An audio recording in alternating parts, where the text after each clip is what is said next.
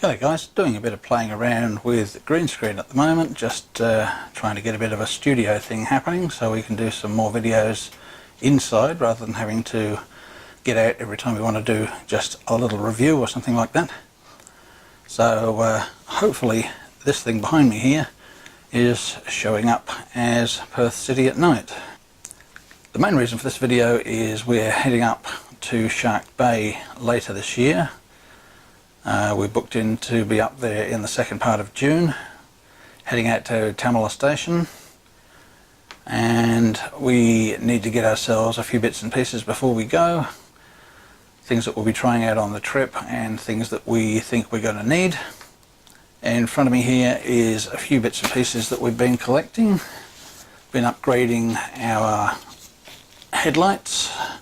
This is still a $5 light. This is from Bunnings. They've redesigned the light itself. Brand new style of LED lighting.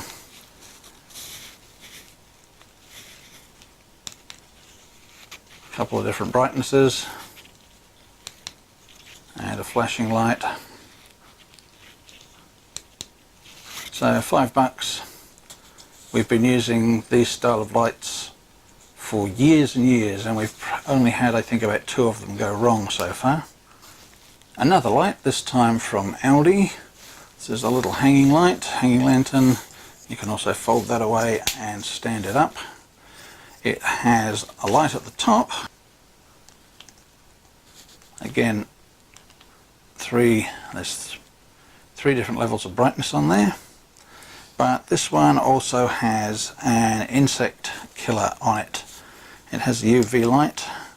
You're probably not going to see much of that at the moment, but the UV light is on, and at night you can put that in your tent or your camper trailer and attract any bites to it that have managed to find their way inside. So we'll see how that one goes, see how long it lasts. Little USB port charger on the side there, so you can just plug it into your normal battery system to charge that up.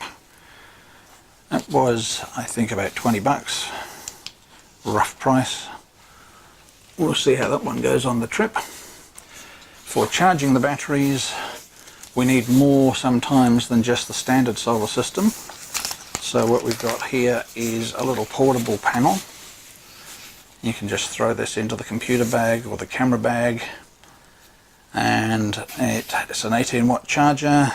We gave this one a bit of a test on the phone the other day. It took it about 3 hours to charge the phone up from almost flat, which is not too bad. So that fits in to just about any little bag you've got. In the back here is the charging ports. There's a few different styles of these.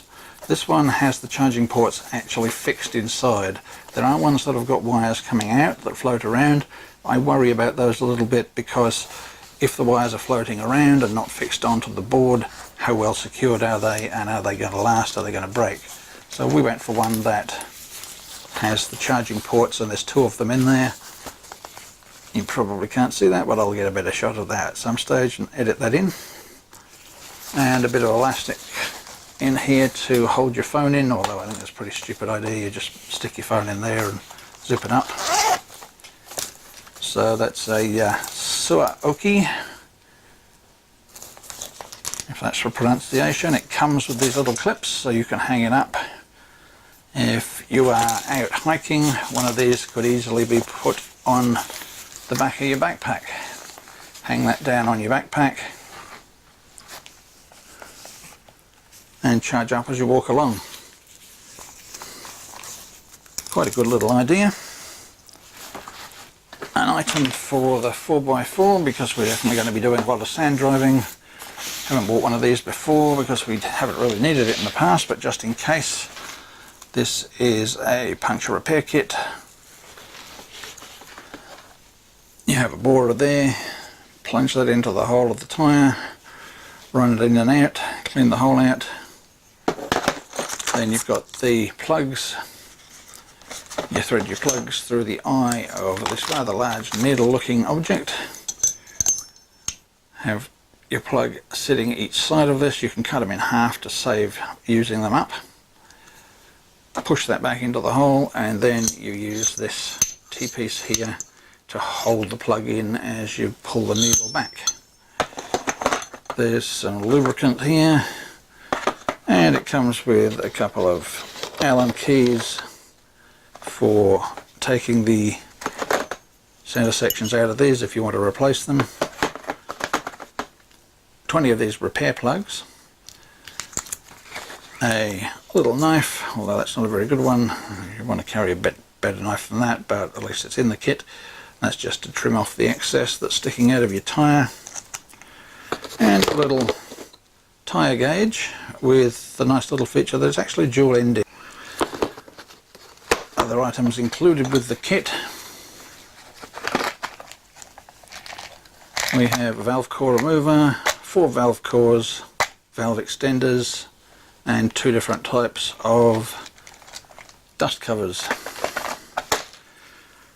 Again, eBay special, quite a bit cheaper than buying them locally from a 4x4 store or something like that, and it comes with all the gear you need for doing a quick tyre repair.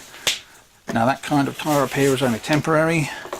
That gets you out of trouble, and you need to get your tyre seen to properly once you get into a more serviced area.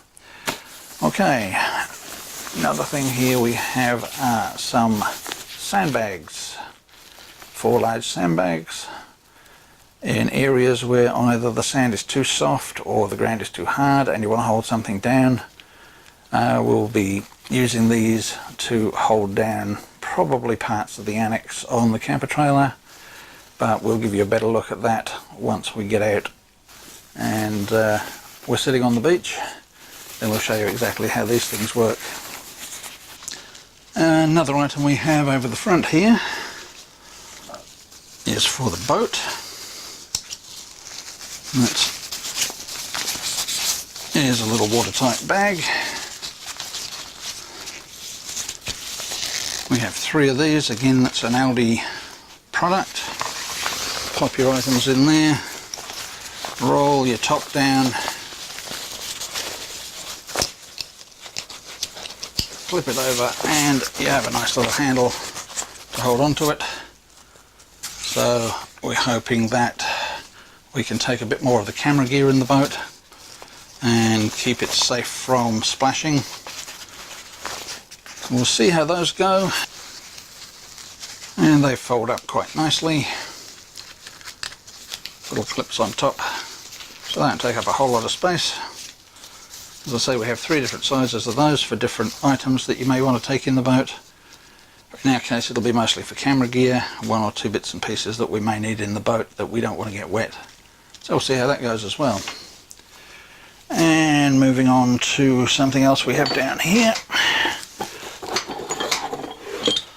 Picked ourselves up an attachable recovery point.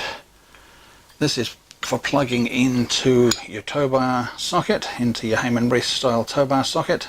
It comes with a pin to hold it in, although I do wonder why the pin is placed so far out, and it gives a lot of movement here. I would have actually thought that the pin should have been further in, as it is on some of our other ones. Still, I guess as long as that doesn't fall out, you're not towing something long term. It's only just to hold this into the socket while you do your recovery. A rated shackle on the end here, so that's where you attach your snatch strap. As other channels will tell you, especially the 4-wheel drive channels, never ever try and recover using your tow ball. Tow balls snap off and become lethal weapons, so get yourself one of these. They're anywhere from about $25 through to about $52. Good investment, easy to plug into your Hayman Reese socket, easy to remove, and a hell of a lot safer if you're doing a recovery. Another item that we've got is over here. Got ourselves a folding bucket. Useful item, fairly strong. We'll see how it goes. Again, while we're using it, pops out to a decent sized bucket and doesn't take up too much room. So room is always at a premium when you're traveling. So these things that fold flat are always going to be a useful item to have. That's about it for this video. We do have quite a bit more gear to buy before we head off. We've still got 5 months before we head off, and we do have quite a bit of extra gear that we want to get before we go. So we'll keep you updated with the things that we get hold of, and as we test all these things out on site, you'll get to see what we think of them, and we'll let you know if they're any good or if they are a waste of money. And unfortunately, some of the gear that's out there is a complete and utter waste of money. Some of it is good value for money, and some of it is you pay for what you get. So you never quite know until people have been using this stuff and give you a heads up, and that's what we'll try to do. Thanks for watching.